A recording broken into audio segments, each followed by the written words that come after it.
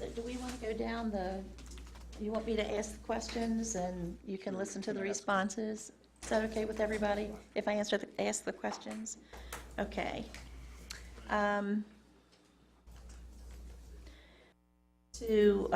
Mr. Onoszko, how long have you lived in Jefferson County? Going on to 11 years. I moved here on the 10th of December, 2005. What has been your participation or contribution in civic organizations and activities in Jefferson County? My principal activity, contribution, and everything along that line has been with either the Republican Party or the grassroots organization We the People, and they have participated in various charity and whatever fundraising events that I've been ancillary to. Thank you. Tell us what you believe the duties of a county commissioner to be. The county commissioner is a member of the commission, and what I think the best definition I can give is what the business of the county commission is. The county commission governs the county. It does so principally by allocating resources, by raising funds through fees, taxation, and such, formulating a budget and allocating the resources that it raises or that are given to it via grants or passed down funding sources from the federal government, the state, and so on. The county commission also lays the levy and supervises the execution of the budget that it formulates. It is responsible for appointing various people to various boards along with employees. And if you look at today's agenda, you'll see that there are a bunch of appointments that this body is going to make. Fundamentally, as the county level of our government, as is the case for all governments, the county commission is principally responsible for protecting people in their persons, their property, and their liberties. Now, the county commission does a lot more than that. The county government does a lot more than that. But that's answering the mail. And having answered the mail, the commission is faced with the process of prioritizing what comes next, and then occasionally having to cut things or add things. Tell us what your interest is in being appointed to the position of county commissioner. When I retired from the Army, and I'm a retired Army lieutenant colonel, I was fairly apolitical. I had a conservative bent, but like most serving people in the military, we're apolitical. After I retired, I came to the conclusion that something was going wrong with our country. And the more I looked into the problem, the more I recognized, as an astute politician once said, all politics are local, whether you're talking about national level elections or right here, to paraphrase Robert Preston in the Music Man, right here in River City. Because everybody goes to the polling place and everybody votes regardless what the office is, how high. And as I looked around, I felt that I had talents that I had developed in 25 years in the Army, and I felt that there must be something that I can do to utilize that. When I retired, I was looking forward to a nice life as a retired gentleman of leisure. I ride horses, I show horses, or at least I used to. I'm a little beyond that since my knee was replaced. But anyway, I officiated horse shows. I'm a licensed official with the U.S. Equestrian Federation. And then all of a sudden, I came to the conclusion that there must be something I can do, that the call of service, even though I'd retired from the Army, still existed within me. And as I looked around, I looked for something where I could utilize my experience, my talents, my ability to get along with people. And this led me to seeking elective office. Initially, I ran for magistrate in the county. Subsequently, in 2014, I ran for the office that is now vacant and that you will appoint. And it's something that I think that I can fulfill. It's something that I think I can do a good job in. And a lot of the issues that the commission deals with are not too far removed from things that I dealt with in the Pentagon, particularly formulating, planning, and executing budgets, and that kind of thing. What do you think we can do better as a county commission? What any government body, and the county commission is the governing body of Jefferson County, is to look out for the interests of the citizens.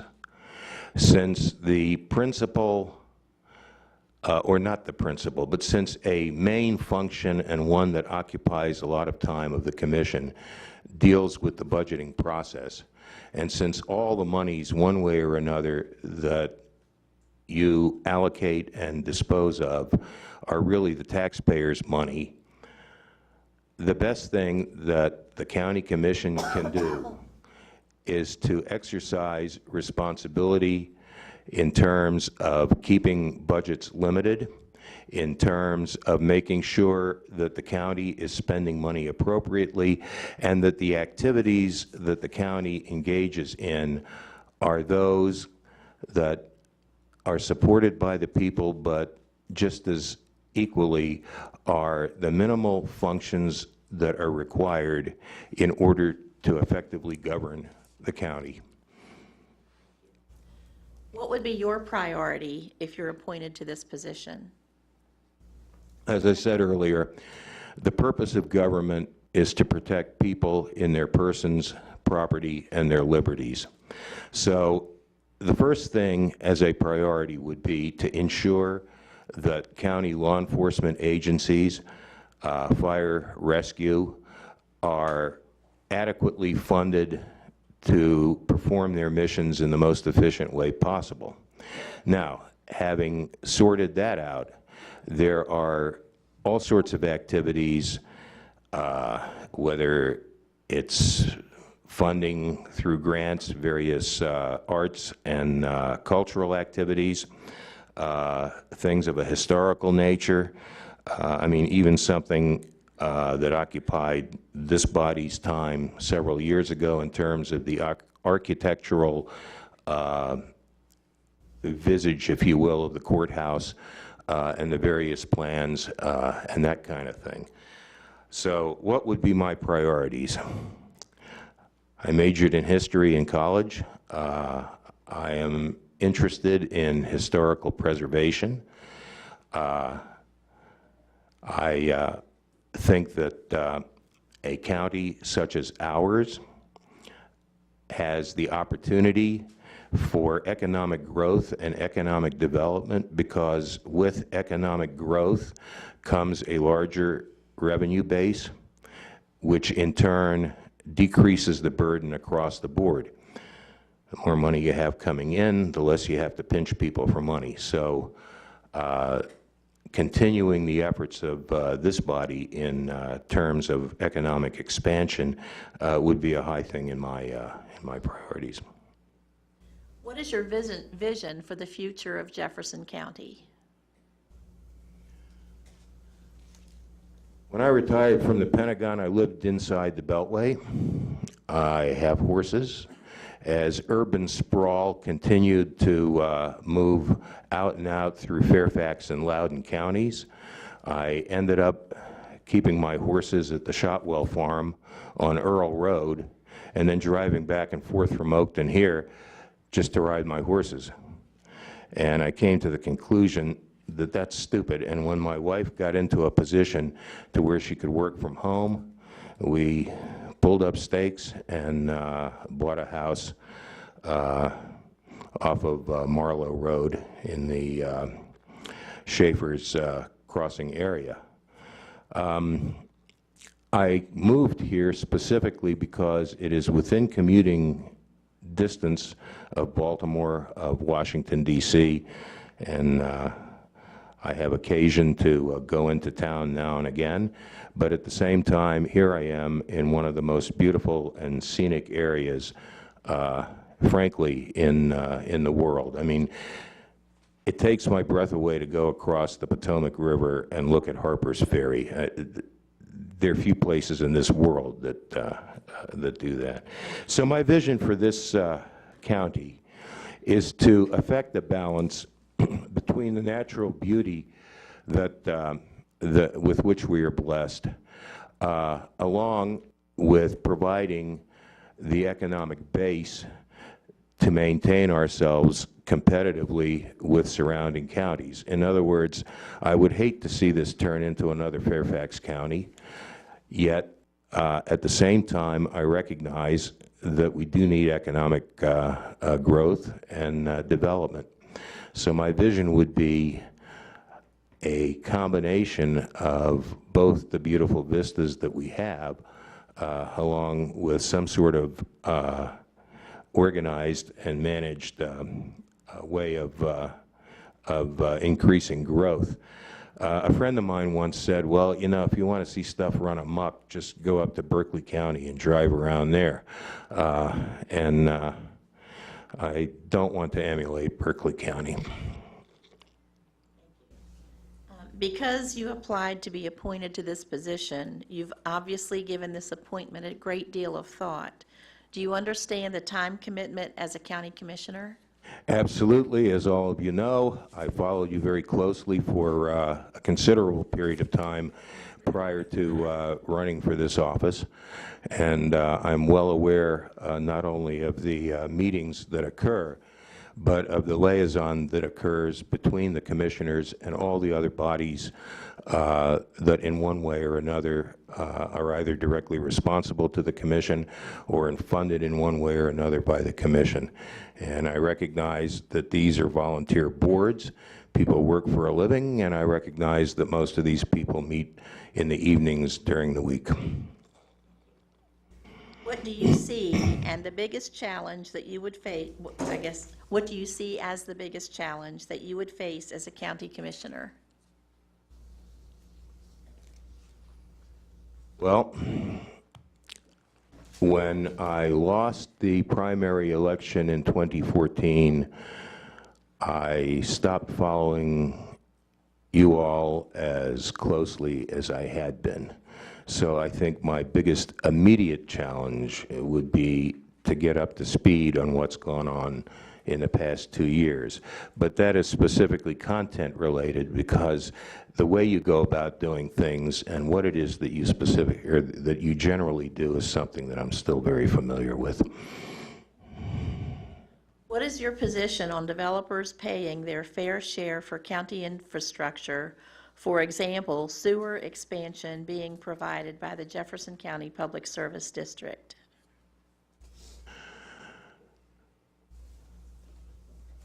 I think that people ought to pay for goods and services that they need or desire. Now, I recognize that this is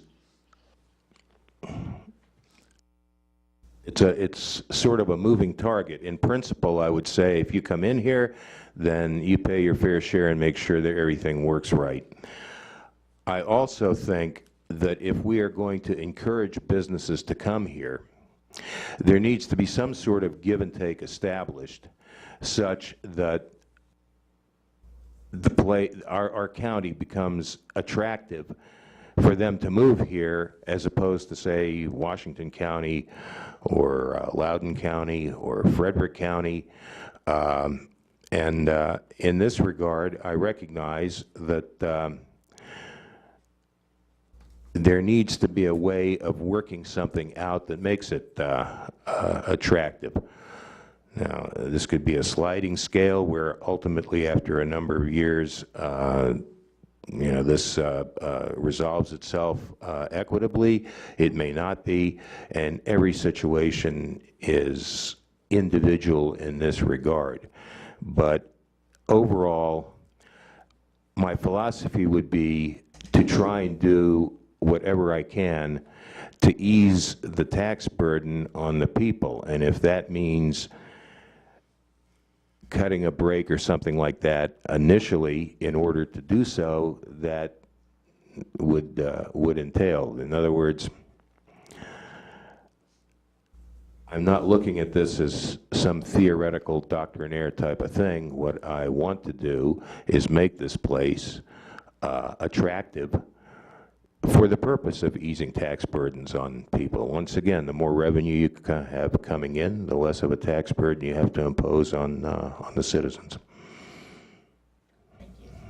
What is your position on the continuation of residential impact fees that provide capital monies for education facilities in our county?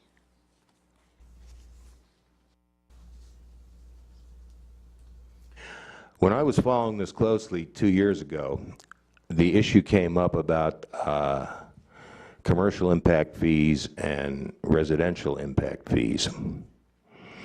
In general, I'd like to see all fees go away, but you can't run a government without having some sort of income.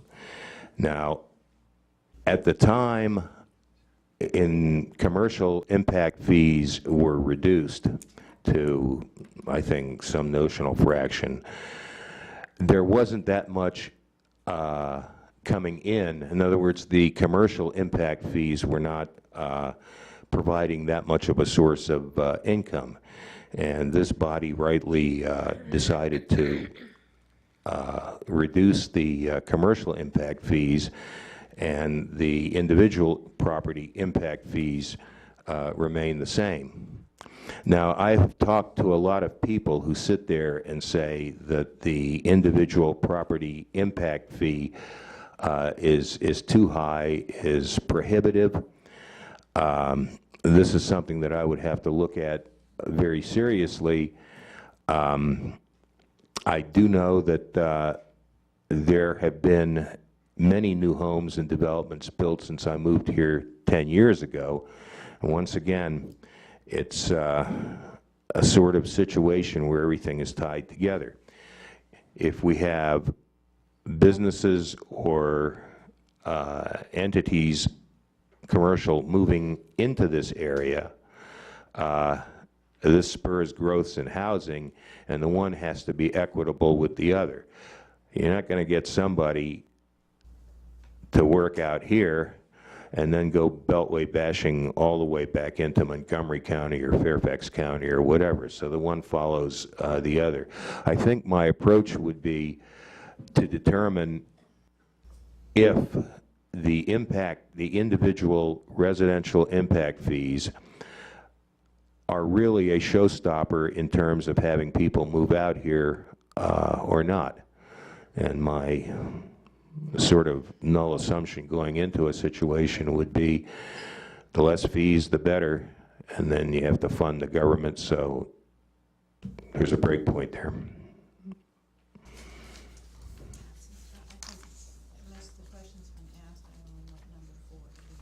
Okay.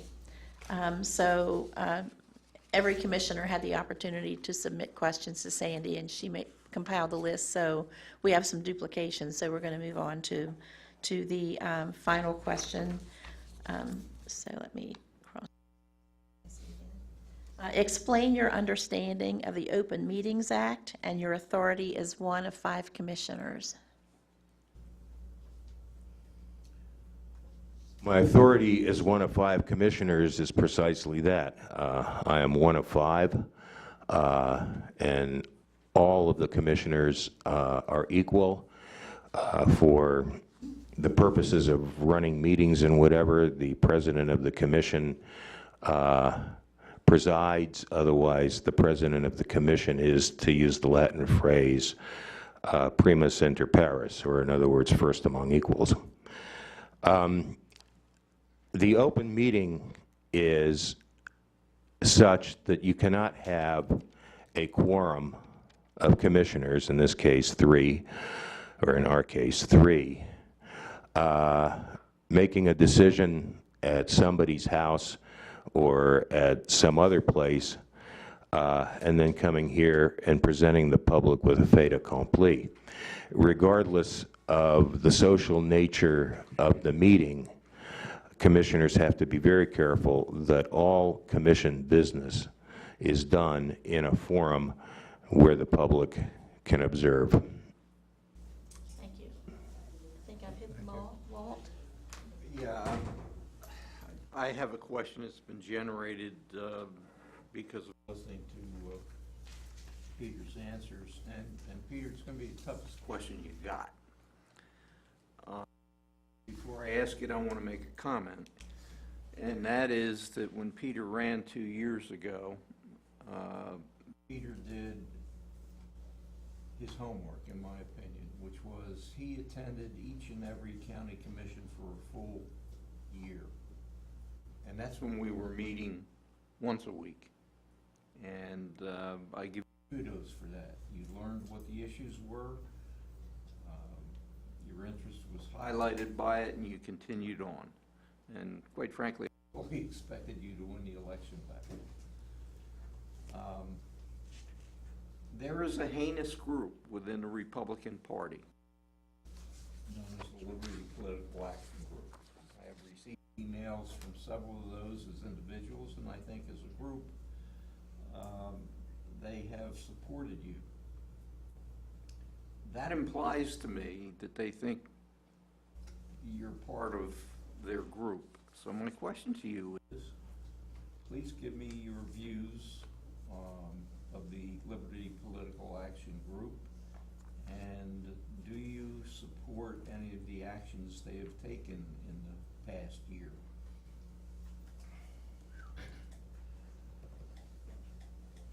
If the Liberty Political Action Committee, or commonly known as C4L, Citizens for Liberty, have come out in support for me, that is nothing that I have any control over. In email discussions with you about a month or so ago, I stated that I thought, and I stopped going and attending the C4L Liberty Political Action meetings well over a year ago, almost at the time that I lost the election to the previous commissioner.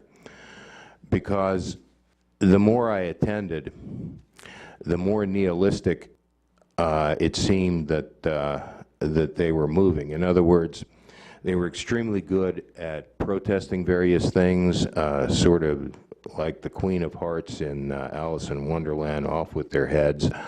But I really didn't see a lot of constructive stuff. What if? In other words, if we eliminate this, what comes in its place?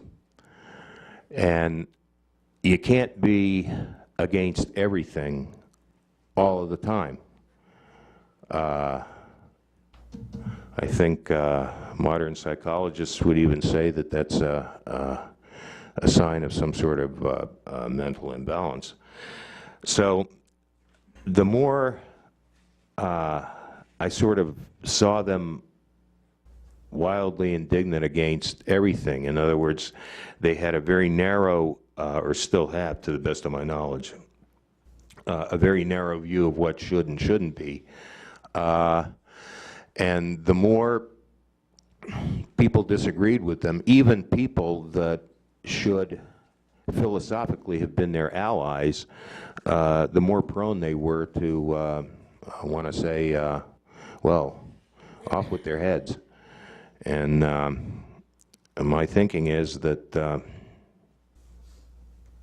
that might have worked in Heartland and Alice in Wonderland, but in real life, something that I learned for 25 years in the military is that you have to bring people along with you. and you can't constantly be cutting things down. And from a national standpoint, as an example, they were very proud of the fact that they got the Arizona State Republican Party, if I have this correctly, to censure Senator John McCain. And yet Senator John McCain remains a senator. I mean, that was before an election, and he was reelected. So I sit there and I think, to what end? If you're trying to accomplish something, you need to be able to accomplish it rather than just standing up and saying, I'm trying to accomplish something ad infinitum. It's kind of a lengthy type of a thing, but I hope it explains exactly where I stand with C4L and those folks. Thank you. I think you're very clear in your answer. And I'll just add this comment. I have no objection to a group like this existing if they do things in an ethical way, but they have stooped to lows that are unbelievable to tell lies to defeat things that they're not interested in. And I highlight the school excess levy tax continuation. But thank you. Your answer is very clear. Okay, I think I've hit all of the questions. All right. Thank you, Mr. Onoszko. Appreciate it. As a frequent occupier of this chair would say, have a nice day.